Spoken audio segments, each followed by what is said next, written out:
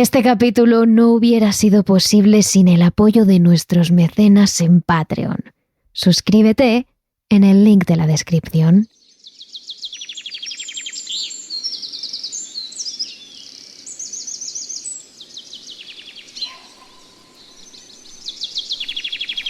Hoy tratamos uno de los temas que ya sabemos que para vosotros es de vuestros favoritos: las mansiones encantadas. Nos internamos en los bosques de Cataluña, en España, para llegar a una de las casas más misteriosas y encantadas de la región. Una que ha ido cambiando de manos a lo largo de la historia, donde centenares de visitantes han reportado actividad paranormal y donde muchos investigadores han ido con sus herramientas para demostrar la presencia de espíritus.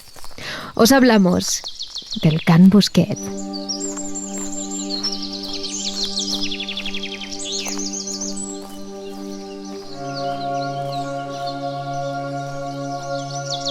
Terrores nocturnos con Emma Entrena y Silvia Ortiz.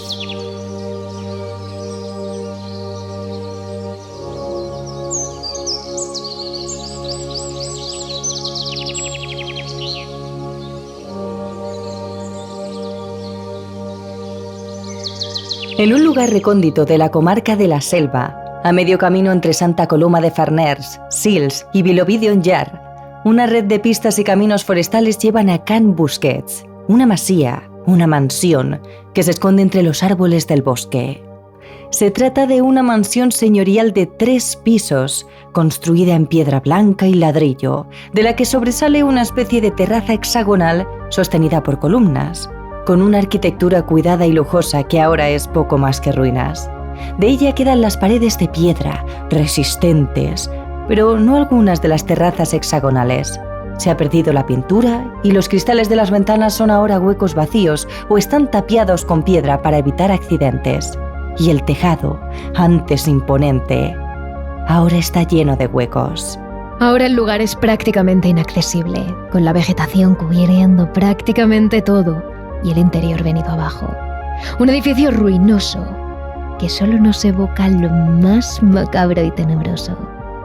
Pero allá por el siglo XV, cuando se construyó, era una casa señorial de estilo gótico, con un color reluciente y rodeada de algunos otros edificios que en medio del bosque servían como explotación agrícola en un terreno de 500 hectáreas. Una mansión situada en un enorme terreno que era el sueño de cualquiera.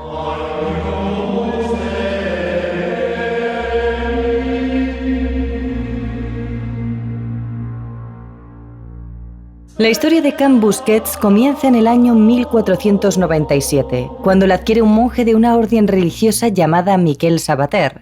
Después de esto pasan casi 400 años, en los que oficialmente no se sabe nada de lo que pasó en esa propiedad, ni un solo dato histórico hasta el siglo XVIII, y aún así se sabe poco, y de lo que se conoce tampoco se está seguro.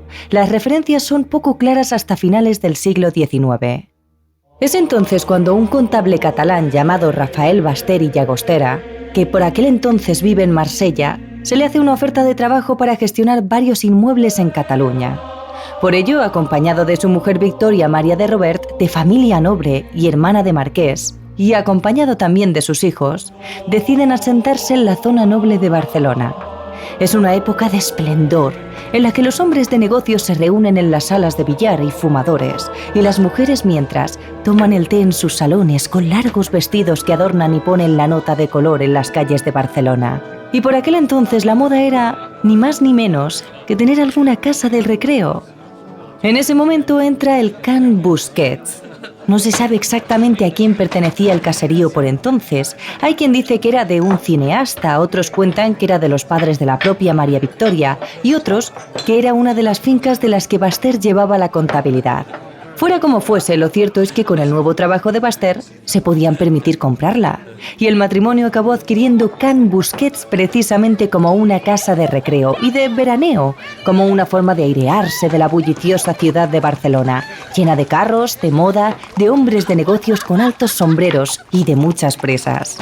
La masía situada justo al lado de la casa principal fue dada a un matrimonio de guardeses.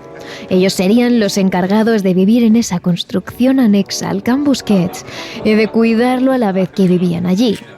Poco después, el matrimonio construyó también una capilla neogótica bastante macabra, muy cerca de su preciada casa de recreo.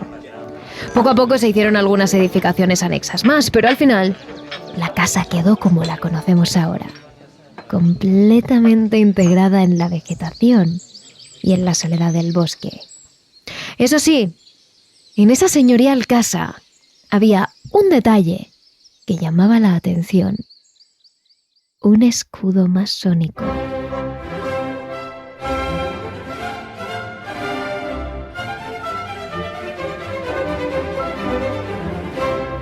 Y lo cierto es que Rafael Basté pertenecía a la logia masónica de la época, y era algo que no ocultaba. En cada una de las construcciones que administraba y regentaba lo dejaba patente con un escudo. En esencia, lo poco que se sabe de los masones, ya que hay un gran secretismo que engloba todo lo que tiene que ver con esta logia, es que muchos lo consideran una secta.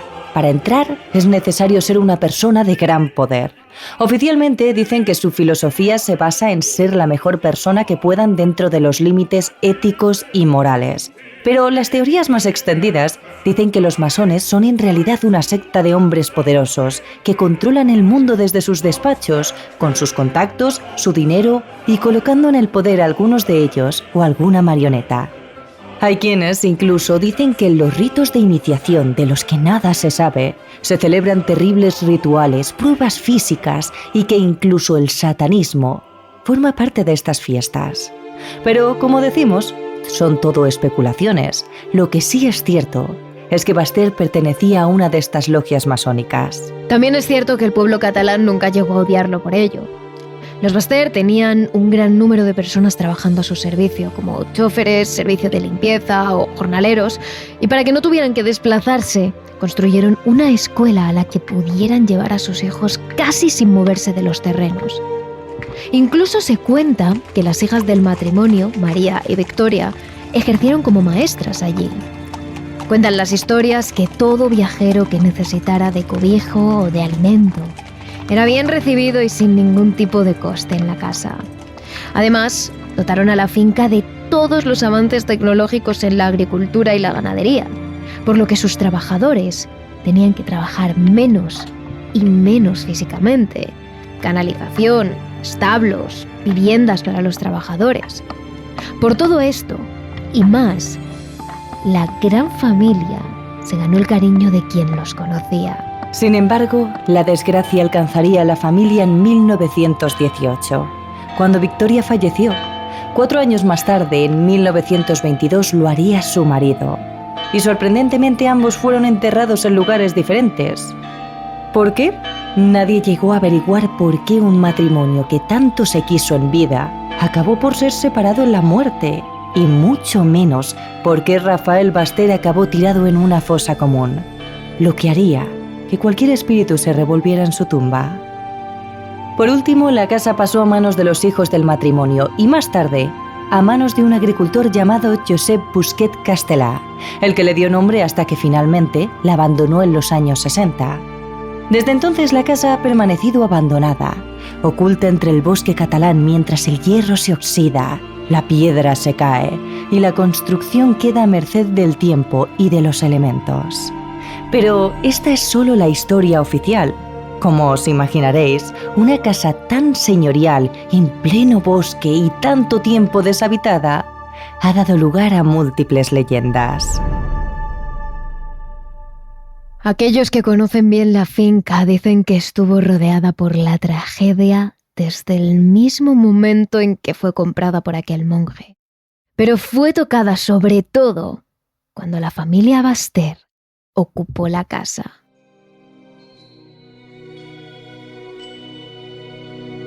Como hemos contado antes, al lado de la finca principal había una pequeña casa que pertenecía a los guardeses. Los guardeses son aquellos que se encargan de cuidar un territorio mientras está vacío. Eran muy comunes en la época, en las casas de verano o de recreo, ya que los dueños pasaban grandes periodos fuera. Pero esos guardeses tenían una vida más allá de la casa. más allá de su trabajo. La leyenda cuenta que allí llegó a vivir una familia entera, entre el matrimonio y los hijos de los guardeses. Llevaban años en la finca, sin despertar problemas, hasta que un día, un invierno, algo sucedió.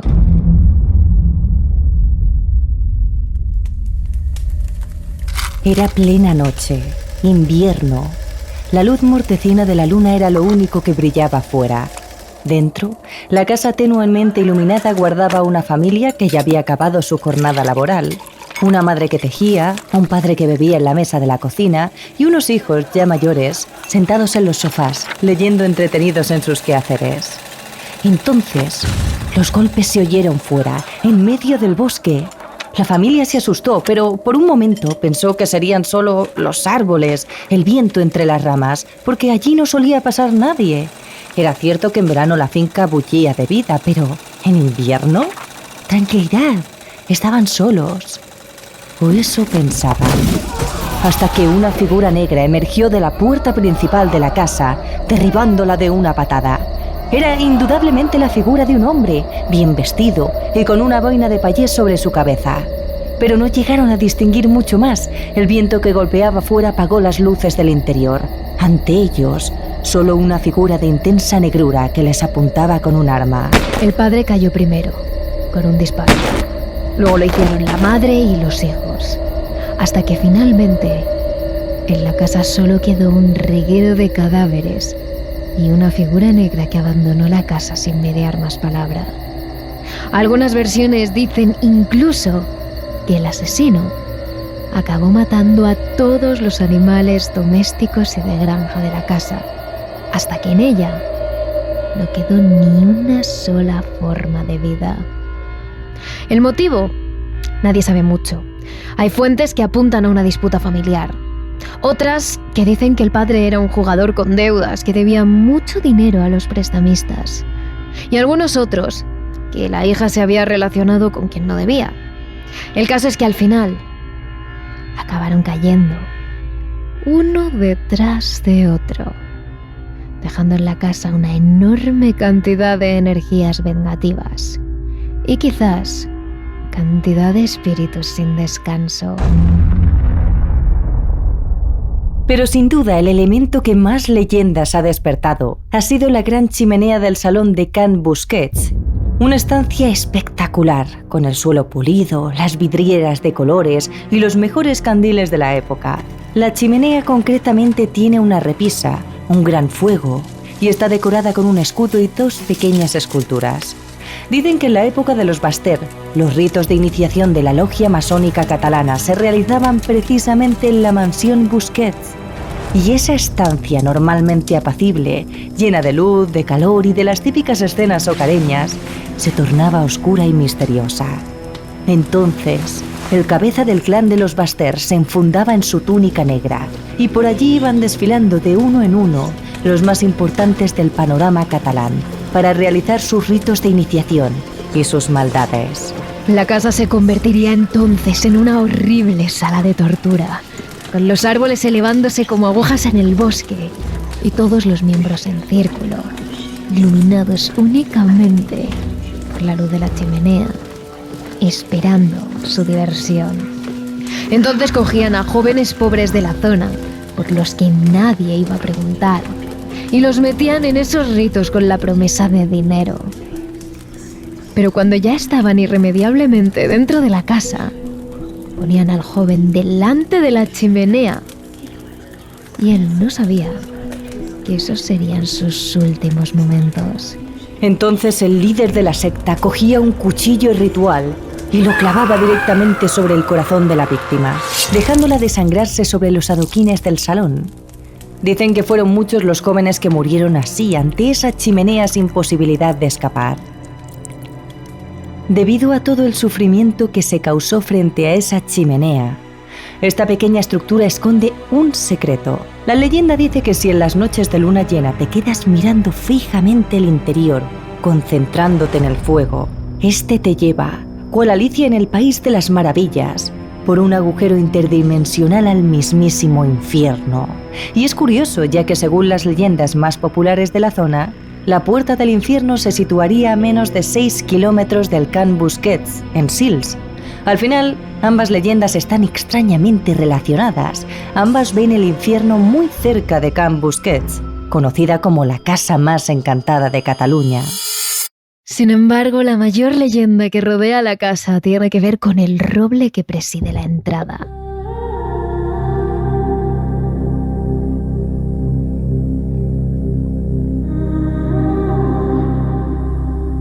Cerca del Can Busquet hubo una historia de amor más grande que cualquier otra que pudiéramos contar. Hubo una joven de la alta sociedad catalana, una mujer educada, culta, que tocaba varios instrumentos y que deleitaba a sus padres en los salones de baile con su canto y su música. Era una joven bella, de cuerpo delgado, con una cara angelical y un cabello largo y sedoso. Siempre iba a la última moda, con sus vestidos largos y unos preciosos guantes de encaje cubriendo sus manos. Sin embargo, la joven tenía un secreto. Cuando podía despistar a sus padres, se escapaba a los barrios más bajos de la zona para ver a su amado, a un chico bueno y amable, pero de clase baja, con el que su familia jamás le dejaría estar. Durante unos meses los jóvenes llevaron su amor en secreto, viéndose las noches más oscuras o bien temprano, cuando el alba aún no había despuntado, hasta que un fatídico día, los padres de la chica le comunicaron la trágica noticia. Debía casarse con un hombre, un rico señor mayor, que aseguraría su estatus, su posición y su economía. El mismo día en el que le comunicaron la noticia, sabiendo que no tenía más opción, la joven tomó una decisión. Esa noche, con uno de sus vestidos blancos de lino, uno de los más cómodos, salió de la casa señorial y se internó en pleno bosque. Corrió entre los árboles, con la luna de testigo y un farol como única iluminación.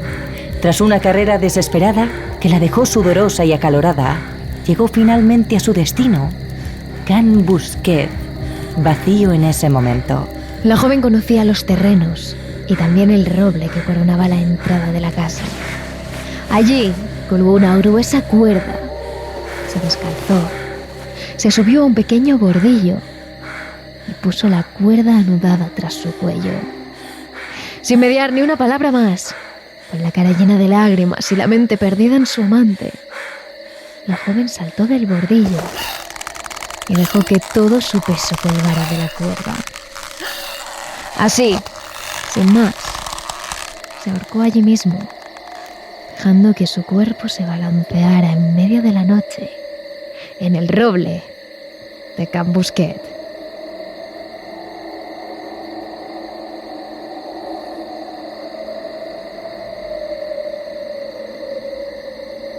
Dicen que el alma de la joven, muerta por la pena, quedó atrapada entre las paredes del edificio, quedando allí colgada, balanceando de ese roble su fantasmal figura ante cualquiera que visitara la casa.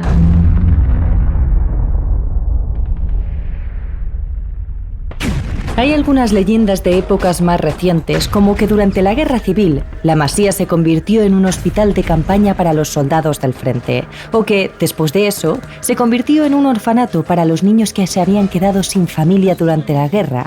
Sin embargo, ninguna de estas utilidades aparecen en los archivos, y durante esta época sabemos que estaba precisamente ocupada por el señor Busquets, por lo que es posible que ambas leyendas sean solo eso, leyendas.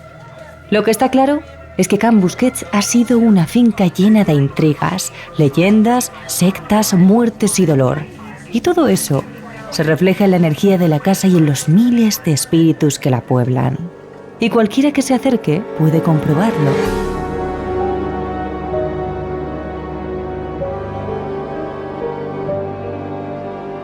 Actualmente, entre los muros derruidos, llenos de grafitis y devorados por la naturaleza, hay quienes afirman que se respira un ambiente especial.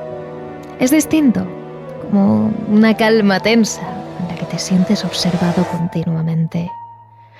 Algunos vecinos de la zona ni siquiera se atreven a adentrarse durante el día, cuando la luz del sol ilumina casi todas las habitaciones ahora sin techo, porque dicen que Can Busquets tiene una apariencia sombría y que ésta se incrementa todavía más bajo la luz de la luna. Se dice que en lo que queda de esa casa, algunos curiosos que se han acercado a explorar la zona afirman haber escuchado el llanto de un niño según se iban aproximando a la mansión. Otros dicen que durante las noches han podido escuchar el relinchar de los caballos y los carruajes de la época que tantas veces recorrieron los alrededores de Can Busquets. También existen aquellos que se fueron de allí sin vivir ninguna experiencia similar, algo cabizbajos por no haber contactado con el más allá, pero que consiguieron captar en sus fotografías imágenes realmente impresionantes. De hecho, ese fue el caso de Joan Miranda, un hombre que decidió visitar la casa atraído por sus historias paranormales. Fue al misterioso lugar 2 veces en un mismo fin de semana, viernes y domingo. El viernes lo hizo a plena luz del día y totalmente solo. Tras aquella pequeña excursión, Joan escribió en su blog: capturé fotos de todos los lugares sin que nada especial se manifestara. Pero hubo 2 lugares donde sí sentí una sensación extraña. Uno es dentro de una pequeña iglesia que se conserva en bastante buen estado. Y otro en una maleza de un bosque, justo en el lado nordeste de las edificaciones donde antiguamente había existido un cementerio, ahora enterrado. Joan volvió a aquel lugar, pero esta vez acompañado por su amigo Alfonso, y entre los dos recorrieron de arriba abajo lo que quedaba de la mansión. Investigaron, hicieron fotografías, incluso pruebas con su detector de campo electromagnético. Se pasaron allí horas. Y Joan se dio cuenta de que, tan solo 2 días después de su expedición a la casa de Can Busquets por primera vez, habían cambiado ciertas cosas en el lugar. Nos llamó la atención un detalle que no había observado en mi primera visita, lo que me hace pensar que se desarrolló en el transcurso de estos 2 días, viernes o sábado. Observamos restos de lo que parecía ser un ritual, y con lo que he investigado sobre estos temas, pienso que eran un ritual de vudú, gracias a los restos que allí encontramos. Sin embargo, más allá de esos extraños objetos esparcidos por el suelo, Joan ni Alfonso encontraron nada más. Ambos decidieron sentarse en uno de los muros de la casa, totalmente a oscuras, donde cenaron mientras contemplaban las estrellas. Tan solo escucharon el sonido de las hojas y de algún búho cercano. Ni un llanto de niño, ni un relinchar de caballos.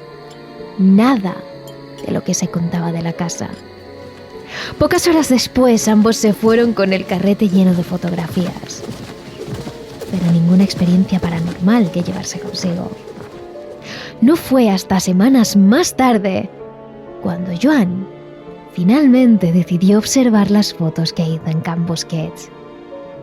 Lo que encontró en la galería de su cámara le dejó completamente helado.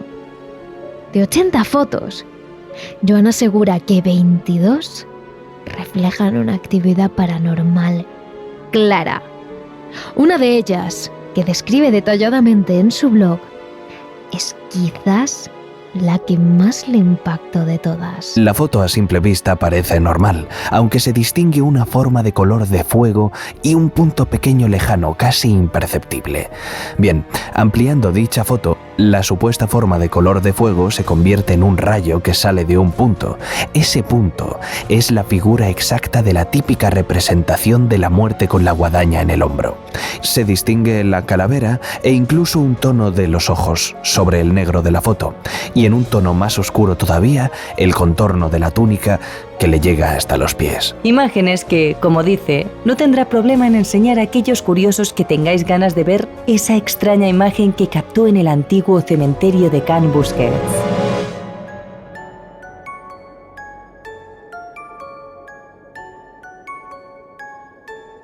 Pero si algo os podemos mostrar en este capítulo, son algunas de las psicofonías recogidas por investigadores que han visitado las ruinas de la casa.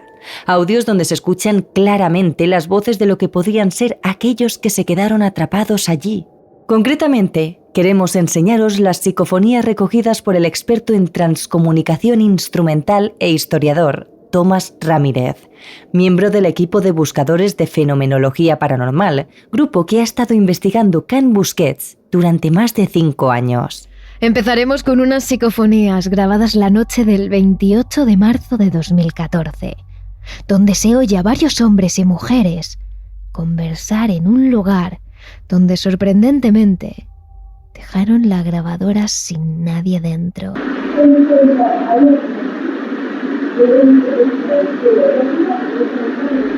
En esta psicofonía parecen escucharse varias mujeres, en concreto quizás 2. La primera de ellas dice: quieren entrar adentro. Y la otra responde: quieren cosas. Y una tercera voz dice: están dentro. Ahora lo volvemos a escuchar.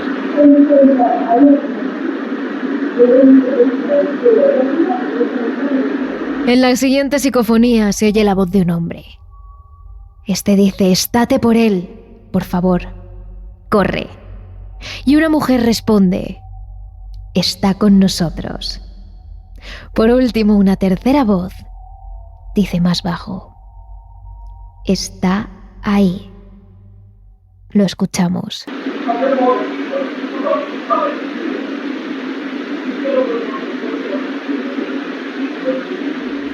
En especial la primera frase del hombre que se escucha con claridad, aquella que dice: estate por él, por favor, corre. La siguiente psicofonía es quizás de las más nítidas. En ella suena la voz de una mujer que parece decir: corre, ¿lo ves bien? Los audios donde suenan las psicofonías completas captadas por Tomás Ramírez y su grupo de investigación las podéis escuchar vosotros mismos en su canal de YouTube llamado TCI Una Puerta a Otra Realidad. Pero no solo Tomás Ramírez ha conseguido captar estas voces del más allá. Hay otros usuarios que también lo han conseguido.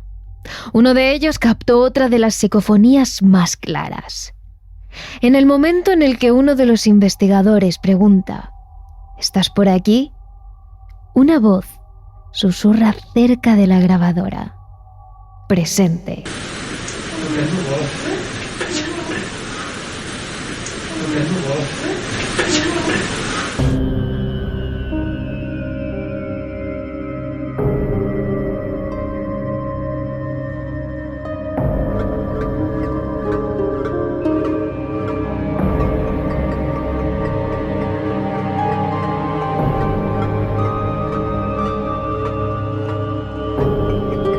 Can Busquets es una casa llena de historia, de leyendas y de mucho misterio, que a día de hoy continúa ganándose el apodo de la casa más encantada de Cataluña. Pero si os habéis quedado con ganas de más, en nuestro capítulo de Patreon os hablamos del increíble caso del fantasma de Greenbrier, un asesinato resuelto gracias al testimonio de un espíritu. Y no te olvides de seguirnos a través de nuestras redes sociales. Somos @terroresn en Twitter y @terroresnocturnos_TRN en Instagram y TikTok. Y Terrores Nocturnos en nuestro canal de YouTube. Terrores Nocturnos, realizado por David Fernández Marcos. Y aquí termina el vídeo de YouTube, aunque esta es solo una parte.